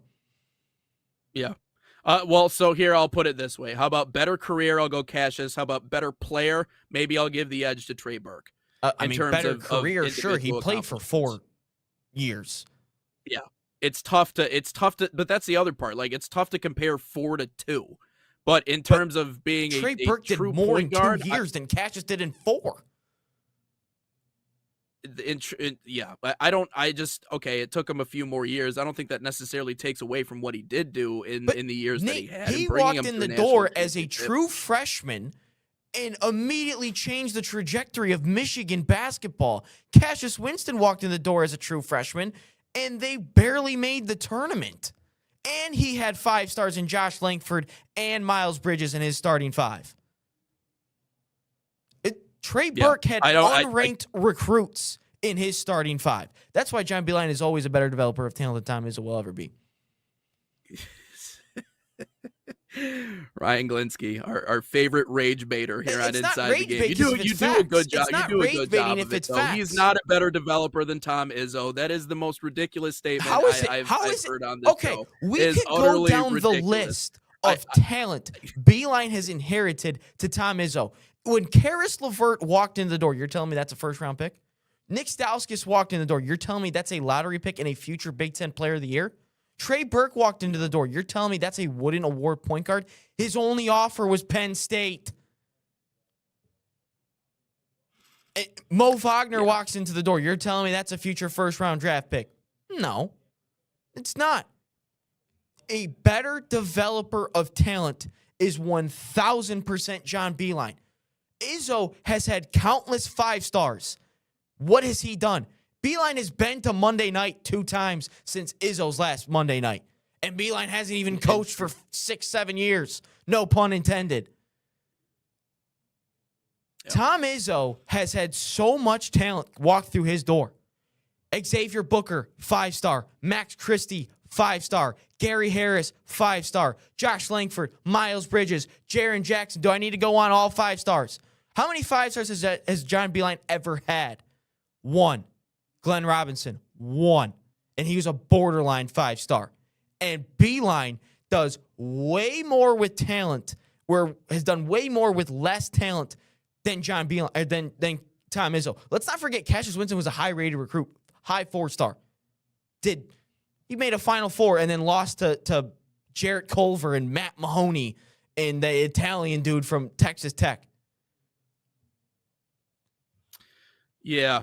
Point guard Draymond Green, Hall of Famer, Draymond Green. Jaren Jackson Jr., Zach Randolph, Jason Richardson, Miles Bridges, Gary Harris, Morris Peterson, Mateen Cleaves, Denzel Valentine, Shannon Brown, Xavier Tillman, Cassius Winston, Max Christie, Jace Richardson. That doesn't even. A lot of high-rated there's recruits. still a bunch. A lot of bunch high-rated recruits. Remaining one on there. But yeah, no, I mean, I'm sure we could go back and forth and nitpick specific ones, but I mean, Beeline was the one that made the decision to go to the NBA. Like, he was the one that made that decision. If he was such a good developer, why didn't he stay at Michigan? Every player leaving so early because it's weird. It's weird how a lot of this works. Izzo gets guys to stay extra years. Beeline doesn't get guys to stay extra years. It's the truth. The only player he's gotten to leave early, one and dones, Max Christie, Jace Richardson, but again, I didn't think he was ready to begin with. And then just had him in his name, Jaren Jackson, Max Christie. Those are the only one and dones. Yeah. Beeline's had one and done, but guys like Stauskas, Glenn Robinson, Mitch McGarry, they all left after sophomore years. Beresdakis left after 1 year. Jordan Poole left after a second year. Those guys weren't NBA ready, yet they left. Beeline has done way more with less talent than Tom Izzo has. Yeah. Yeah, it is certainly an argument there. We can go down all these recruiting classes, and I'll tell you, there is nothing. There is not a star-studded class for John Beeline's recruiting class than a Tom Izzo class. Tom Izzo had all-in-one recruiting class, Langford, Bridges, Cassius, and I'm blanking on the fourth because there was another one, and I'm blanking on his name. All top 100 kids, and won a Big Ten championship, I guess. It's about it. It's about it. Yeah. Well, I think a product of good development is keeping your players for long and being able to develop them in-house, which I think MSU clearly has a decorated history of doing so. They all leave. What are you talking about? What do you mean they all leave? A key of developing guys is getting into, which, by the way, our Instagram, a lot of people hopping in there. Shout out you, too. It's Gavin Duvall. Shout out to you, man. It made me lose my train of thought. So if you develop a player to NBA caliber ready, which, by the way, Michigan does have more NBA prospects than Michigan State. I guess that's not a good sign of development. You're telling me that a sign of good development is getting guys to stay. That is the exact opposite of sign of good development. Getting guys to leave early is a sign of good development, not getting them to stay. I would have to disagree with that. How many different guys have left early in their NBA careers flamed out? How many guys have left early in their NBA careers flamed out? Staying an extra year in college should not be looked at as a bad thing for development. How is that a bad thing for development? It's a bad thing of development because if you are a better developer of talent, players leave early because they are then NBA ready. That is the issue. Oh, Duncan Robinson, forgot to even mention him. Division III player. You like the underdog story. Division III player to Division I. He's making $100 million plus in the NBA in his career so far. It's another one. Tom Izzo would never have that. Tom Izzo would never develop that. Never would. So here's a list of 4-year college NBA stars. Tim Duncan, again, Draymond Green, another good example. Damian Lillard, Jimmy Butler, CJ McCollum, Malcolm Brogdon, Danny those guys Green. are all from mid-majors besides Tim Duncan. That's a different time era. Okay, I understand that, but they were in college for longer, which means they had more seasoning by the time they got to the NBA. Then we can go to go to current day. Jason Tatum won and done. Kyrie Irving won and done. Why do you think so many players are going the G League route now? Why do you think so many players are going the G League route now? Because A, they're getting paid, and 2, they're not that good. They still need to develop. Many of these guys are in the G League because they need to develop. Beeline hasn't coached at Michigan since 2018. This argument makes no sense. I know. It's completely different, but there's the argument is Beeline versus Izzo. Why are we talking about today? Beeline has not coached since 2018. Into development. You turned it into player development. Yes. That's the conversation because you wanted the more you leave, the quicker you left in the Beeline Izzo era, the better of developer you were.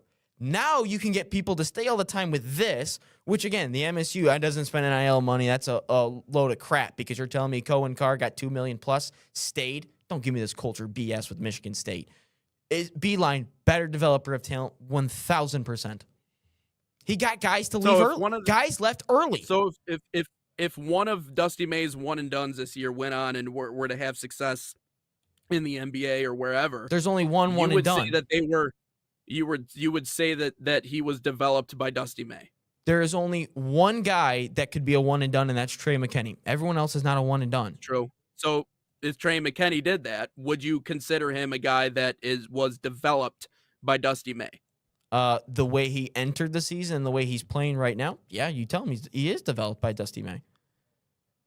So one season with Dusty May is he gets to claim him as a product that he's developed. So- So I guess John Calipari is one of the best coaches ever based off of your logic, right? John Calipari must be this unbelievable developer because these guys came for 1 year as a rental to Kentucky and all of a sudden they're tearing it up in the NBA, right? Like going off of your logic. Yeah, because he gets all these 5 stars and they become studs in the NBA. Last time I checked, Calipari's got a national championship within 15 years. So okay, Yeah. we'll go down. We'll go down this list. Karis LeVert, unranked recruit, turned into a first rounder and still playing. Spike Albrecht, shout out Spike Albrecht, by the way, unranked recruit.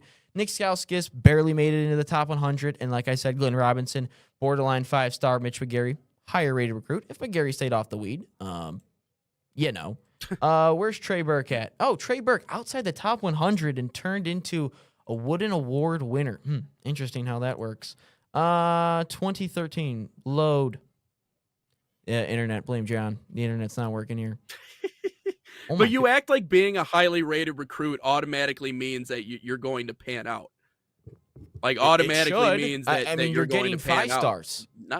It's not 5 stars doesn't. I mean, it means something. Yes, I will admit, but it doesn't mean everything.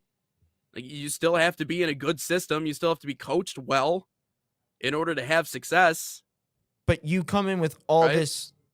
this high praise. You're a top rated recruit. You have to develop. You have to be really good right away.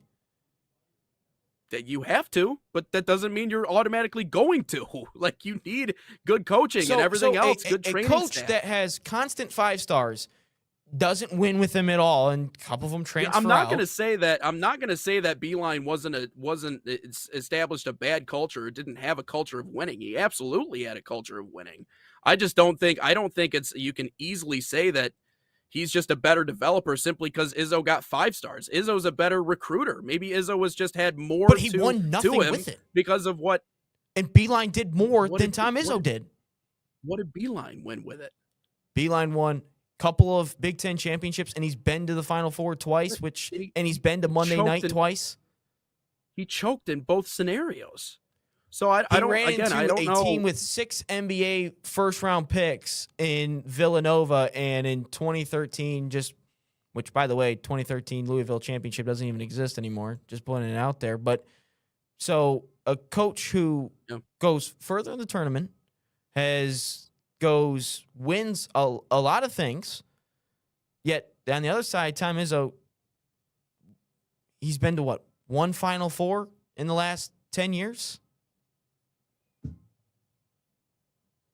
With more talent, and Beeline hasn't coached for 8 years, and he's been to the same amount of Final Fours, and he had less talent. Yeah, I'm just it was saying. a good run for sure. Yep. But let's when we come back, I know we got to talk about Man City a little bit. I've been leaving that one out there. So let's talk about Man City when we come back. Let's talk a little bit about Stevie Y and the Red Wings. Is he done? Is his time done in Detroit? I certainly think we're getting there. But first, Man City soccer camps are a proud sponsor of the National Soccer Network, bringing world-class training inspired by Man City's global football philosophy to players across the U.S. Open to boys and girls of all skill levels, these camps focus on technical development, decision-making, and playing the game the City way. Right now, you can save $30 on registration by using promo code MCNSN30. Again, that's MCNSN30. Scan the QR code on your screen. Find a camp near you, usacamps.mancity.com.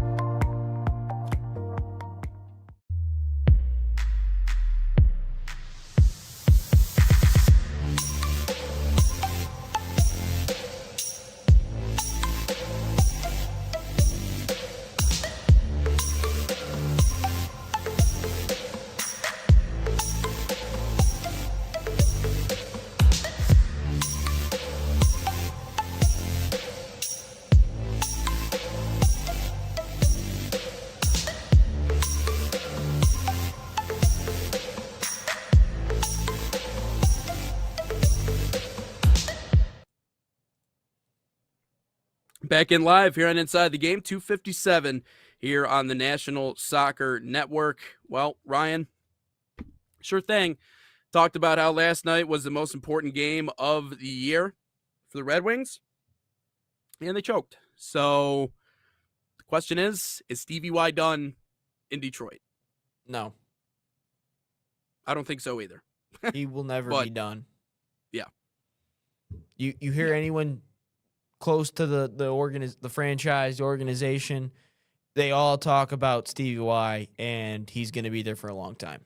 I don't think there's any true real pressure from Illich about this Red Wings team of like, you have to get results now, because I think they're stuck in this wait for the kids. We're trying to build a dynasty like it was back in the 90s and 2000s, and we want to build a new playoff streak, which it's all fine and dandy, but the last 4 years of the playoffs we got in and we got killed. Maybe we win a game, but outside of that, we didn't do anything.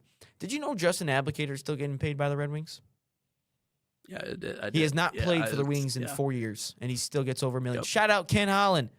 I will also say Ken Holland did leave Stevie Y under the 8 ball, because there's a lot of sketchy contracts towards the end there, because I think the Red Wings were so consumed by trying to keep that playoff streak alive, and it was do anything we can to get this playoff streak, to continue this playoff streak, do anything we can. If we get killed in the first round, who cares? We kept the streak alive. And then eventually when it ended, it was like, okay, let's finally go into the rebuild, when we could have done the rebuild 3 years prior. But instead, we had to keep that streak alive, and guess what? We did nothing with it. I think we may have won like one game in the last 3 years of that streak. Yeah, and you know, seeing players come back from injury, it's a good sign. Getting Larkin back, seeing him score a goal, you know, all those things are great. But you know, the reality is that we're running out of time in order to right the ship. And what's so funny is, I mean, you heard Stevie Y say it, you know, once, you know, that this team was gonna, quote, write their own history in March, that this group and this squad was going to write a new bit of history in this month.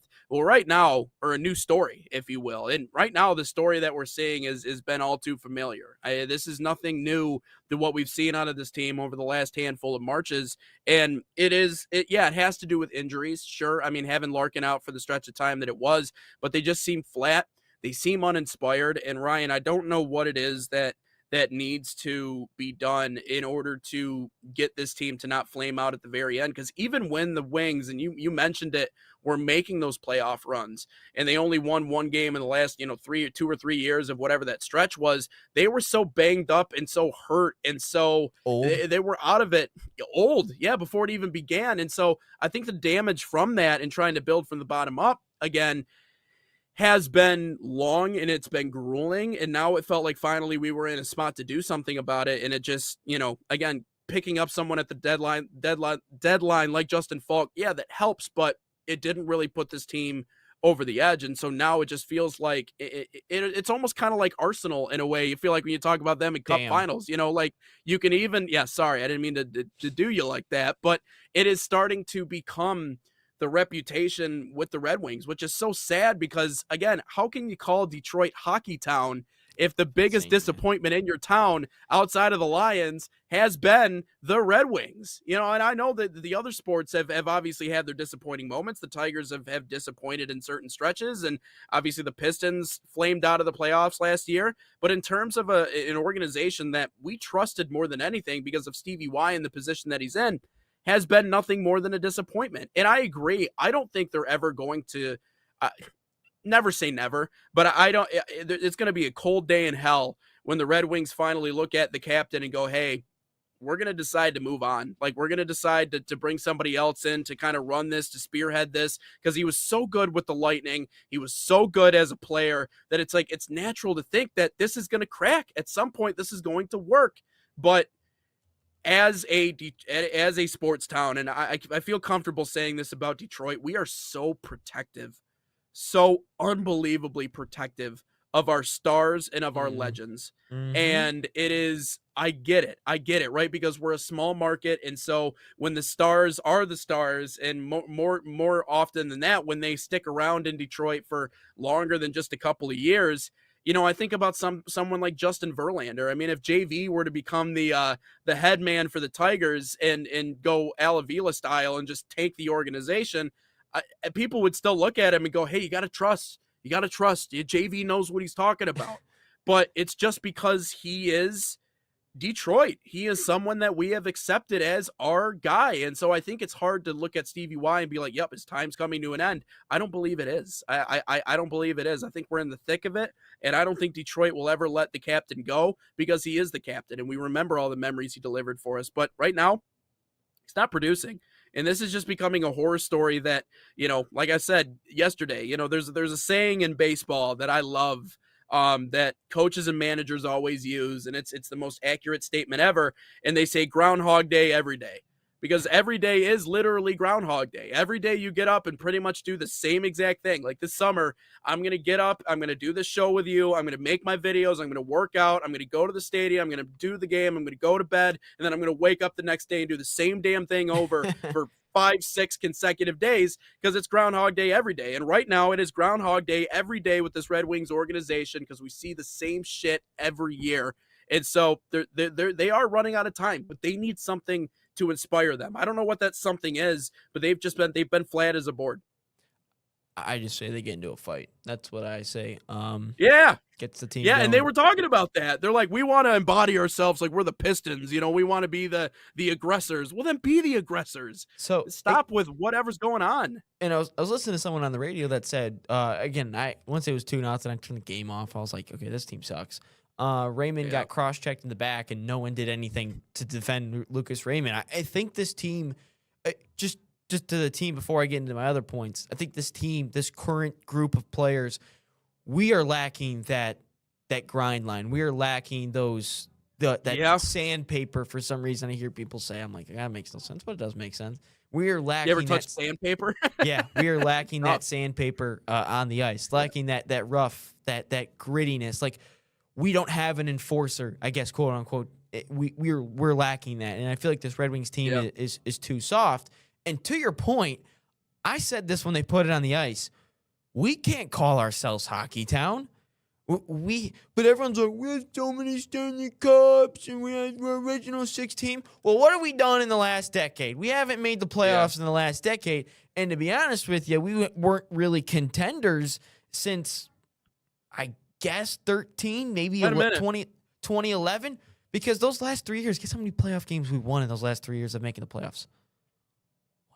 We got swept in the other 2, and the other one was a gentleman's sweep. So we were making the playoffs, but it was just to make the playoffs. Like, this team, since probably, again, you know how like the Tigers, like the OG, not the OG Tigers, but like the Verlander, the Cabrera, we know the day OG in our generation. Yeah, the OG in our generation. Yeah, the day the Tigers died, we all know, is when Torrey Hunter flew into the Red Sox bullpen at Fenway when Big Papi had a grand slam on us to tie things up in the 9th, I believe. We all know that was the day the Red Wings died. Maybe the day the Lions died. Could be the Commanders. I don't know when the exact day the Pistons died, but we know that. I don't know exactly when the Red Wings died, but they died a long time ago. Like, this team has not done anything, and the only thing that is kind of keeping me optimistic about the future with the Red Wings is, we don't have a ton of cap. We have a lot of cap space. We're towards the bottom of the league in terms of cap space. So that helps me a little bit, just to like, okay, maybe we can get a couple free agent guys, but who wants to come to the Red Wings right now? Because we got to overpay. We can't compete with the Florida because of our taxes. Because you can go to the Panthers and be perfectly fine because the taxes, are just like, it's whatever. That's not that much. We come to Michigan, it's a completely different story. But they also win. If anything, Florida is Hockey Town because it ain't us, and we haven't made it in a decade. Messed up too. I hate that. I hate that so much. I hate that you just said that. What? You're right, but I hate that you said that. You said it. Florida being Hockey Town. That right. is Florida is Hockey Town. It's stupid. They won man. They win Miami cups. is Hockey Town. Miami, Florida is hockey town. No, you're right. You're right, but it's dumb. My broadcast coach is from Florida, and he's a big old Panthers fan, and I'm like, are you a Panthers fan, or did you just show up to the stadium for Game 7 of the Stanley Cup? Like, just be honest with me, okay? Like, the rest of the season, you were on the beach or at a strip club or doing something else, and now all of a sudden you're a hockey fan. Get the hell out of here, okay? Get out of town. I don't believe it. It's stupid, but my goodness gracious, they win a lot, and I respect them. I don't like it, but I respect it. And I guess looking at the Panthers, they didn't win for a little bit there. They had a couple cracks at it. They won in the first round in 22 and 23, and then lost in conference finals, lost in second rounds, and then so it did take them a minute to get there. And I understand the whole notion of, well, it's hockey, rebuilds are different. It's not the NFL. It's, it takes a while to build up the team. But all we're asking for is just make the playoffs. We never said win a playoff series. We never said win a playoff game. We just said make the playoffs. And we can't do that. It's just, and I get it, we're in such a difficult division. I get it. But these other teams are still making it. Boston's making it. Ottawa's. It's just, it's so frustrating, man, because it's like, all we want is the playoffs. It's not like we're asking to get in the playoffs, make a run, and contend for the cup. Just we're asking for the bare minimum. It's like the Tigers 2 years ago. We just happen to be here. Yeah. And why is it that we are so good at getting off the hot starts, but then teams just like figure us out as the year goes? That's the part where it's like, that's the most troubling part. It's like how hot of a start you can get off to and then just get figured out as the year goes. Because I mean, that's typically how it goes. Like, and then they're just able to shut everything down. So it's yeah, man, it's discouraging. It's all those other things wrapped into one. I know we had a couple of other things on here that we wanted to mention. I know we're coming up on question of the day. By the way, the donut shop in Muskegon, Sprinkles. Sprinkles, that's what it is. Yes, I have been to Sprinkles. Good stuff. Yeah, I think they have coffee too. So no, Probably. that place is I was never awesome. there. I just woke up and they were in the house. I was you just woke up and it was there for you. Yeah. All right, that's not too bad. That's a good setup. All right, let's just quickly we'll do rapid fire here. First of all, Kevin McGonigal makes a roster for the Tigers. I'm happy about this, man. I'm excited to see. Like I said, he's the best, in my opinion, he's the best hitting prospect I've ever seen with my two eyes. Now, keep in mind, I've seen PCA, I've seen Ellie De La Cruz massive in person. Payday for him. Seen a lot of these guys. Yeah, massive. Yeah, 115. I met him last year, by the way. Certainly. Nice guy. Really? Yeah.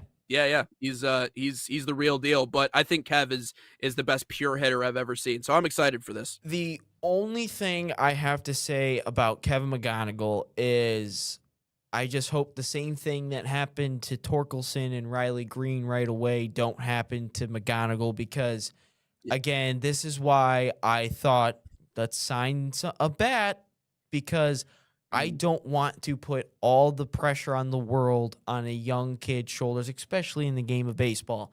I don't want these kids to, because it's such a mental game. Baseball is, and I think you would agree with that. Like, big time. You go into a slump, and I don't know, the first thought process is I might never get out of it again. And I don't want this kid. Right. This kid with so much potential. Like, everyone's hyping this kid up. The only thing that he doesn't have is he's a very awkward social person. Keep working hard and all that fun stuff. Hey, but that's the only thing I don't want to hear about Kevin McGonigal is him to flame out early because the fans may have gotten onto him. That's why I would have liked another bat this offseason, just because we can maybe take off some pressure for the kid. Maybe we put him down at AAA to start the year, maybe get his confidence up, then he comes back, then he comes in the MLB. That's the only thing I'm worried about this kid is I just don't want his confidence destroyed right away. Mm-hmm. Keep in mind, I mean, they forced Torque up in 1 year. Exactly. I mean, it was like literally from the Caps to the Tigers. So it's like it wasn't that quick. They definitely let Kev season a lot more. I know this because last year, the entire summer, I was fielding questions about when is Kevin McGonigal getting it moved up anytime he hit a home run. So they definitely have let him season a little Nate bit. Was crashing out on the fan base. Oh my God, shut up. Leave me alone. I don't know. Okay. Ask the organization. I have no clue. The last point that I wanted to work in here before we get to question of the day, Michigan sports needs to get over the hump. Okay, this is just something that needs to happen. Michigan hockey beat Ohio State in the Big Ten championship Western Michigan game. won Now the last year. playoffs. Yeah, that's true. Yep. Western got it done. So Michigan hockey, I forget how many national championships they've been Too to many. since their last one in 97. Yeah, a handful of them. And Michigan basketball has also been to a pair since their last one. Michigan sport, they just need to, minus football, right? And I said that in there. I'm like, minus football. Football finally did it. They got You're their saying first University since of 97. Michigan. Yes, Okay, University I thought maybe of we were Michigan. saying the state of No. Michigan as a whole. No, well, state of Michigan, I'm sure you could say that too. I mean, like the last, I think Sparty got a hockey title in 07, but between both the programs, I think that's the last time that they've ever done so. But no, the University of Michigan, you just got to get over the hump. You know what's crazy? I was talking to my dad. He's seen 5 different national titles between basketball and hockey that And they've football? lost in. Yeah, since 97, since all that happened. So it's like and all the Frozen Fours. I think Michigan's been to like 10 Frozen Fours since 97. That's ridiculous. Does your dad not count the Fab Five then? Or was he not watching sports back then? Wait, when was Fab Five would be what year was Fab 92, Five? 91, Oh, 93. that's true. Well, after 97. Oh, after 97. Before 97, obviously very different, but after 97. But no, I would agree. Yeah, crazy. They ran into a buzzsaw in Villanova, and Dante DiVincenzo, Louisville, Peyton Siva, and Russ Smith were just a different breed, man. Those guys were just still hate that. Yeah. But still hate that ginger DiVincenzo. DiVincenzo is the only ginger I don't like in this world, but I really don't like him. And then obviously I thought 2021 Michigan had a good chance of winning the national championship, but then as I watched Baylor, I was like, Michigan was going to get killed by Baylor regardless. If they got there, I thought they had a chance against Gonzaga, but Baylor, there's no way they were beating them. But this year, because I watched the Duke game and the way they competed and how we shot so bad, gives me some confidence going into if we were to play them. But Arizona, though, I don't know about that one yet. But yes, I would agree with you. That's fair. Let's get into question of the day. Question of the day. I'm not gonna lie, Nate. I was really I thought this could get brought up by you, and I was really hoping it didn't, and it did not. So I'm pumped. Good. All right. Okay. Salt Athletic official sponsor is here at the National Soccer Network. Use promo code NSN15 to save 15% off of that #1 smell-proof cleat bag that 100% works. Scan that QR code on your screen or visit saltathletic.com today. But this is question. I'm not gonna lie, the whole setup here just got to stretch differently. Will Tarek Skubal get a third straight Cy Young?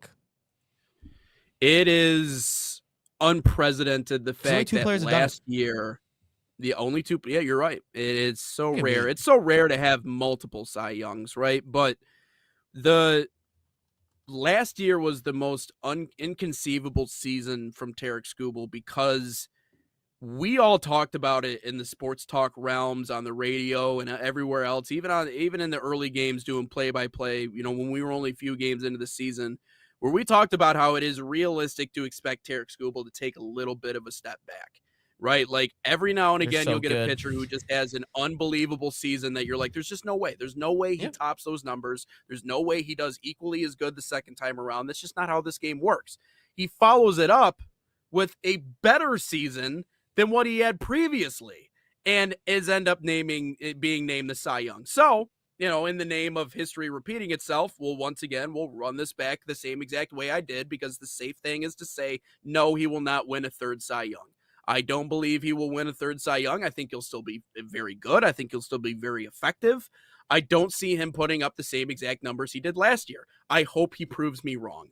I hope the league doesn't figure him out. Most notably, I hope there aren't any injuries. I almost don't want to say that out loud because of how superstitious I am, but that is pitching in 2026. That's just how it goes. Like, you are one bad pitch. You are one bad pitch away from an elbow or a shoulder or something else happening. So of all the different possibilities and all the different pitches and everything that could go down this year, I'm going to say no. Probably he doesn't win a third straight, but then again, I never thought he would win a second straight in the first place, but he did so. And so I'm going to say no on this. I think that's a comfortable decision there, but who knows? He could shock us all again.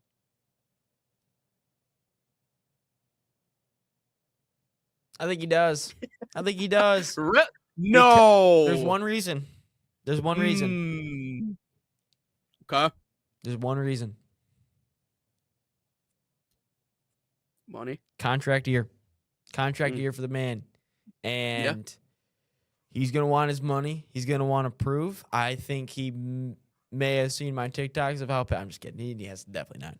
But he might have. I think that he's had such a sidebar off season, I guess, such a side distraction off season, I guess, with the USA team and with the whole arbitration thing, and then everyone's still pissed off about Game 5 of the Mariners game. I think he's just going to be locked in, and I think he's just going to be happy to finally play baseball and I think prove everyone wrong again. And I think the only thing that I think is stopping him from winning a third one is maybe like the voters are like, he's already won 2.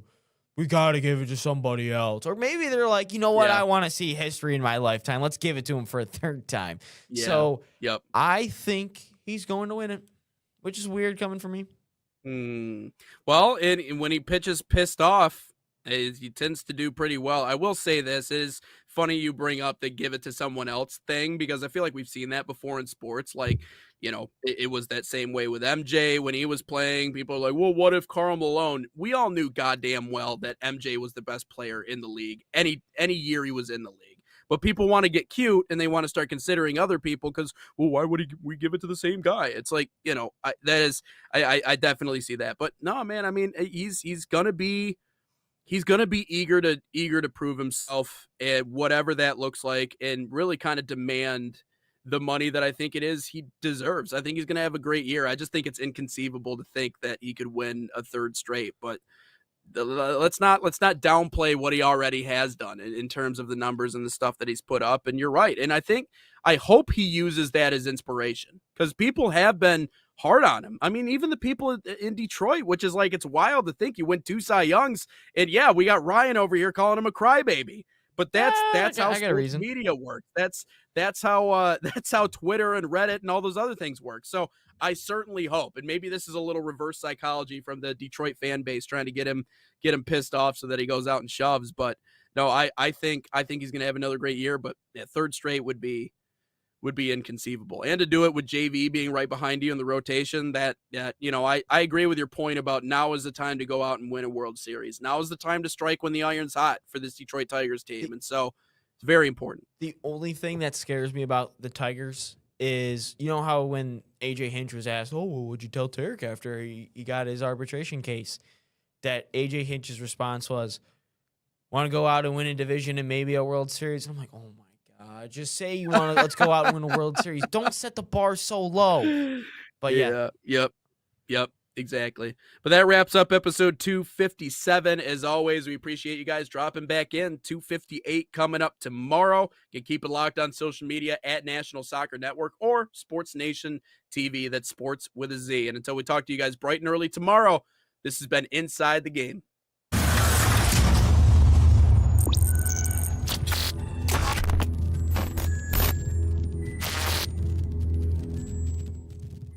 From the biggest matches to the hottest takes, Jonathan Turner and Nathan Wenger bring you the stories, the analysis, and the edge you won't get anywhere else. Streaming live weekdays at 9 a.m. on YouTube, Roku TV, Facebook, Twitter, and all major platforms. No filters, no fluff, just real talk, real soccer. This is Inside the Game.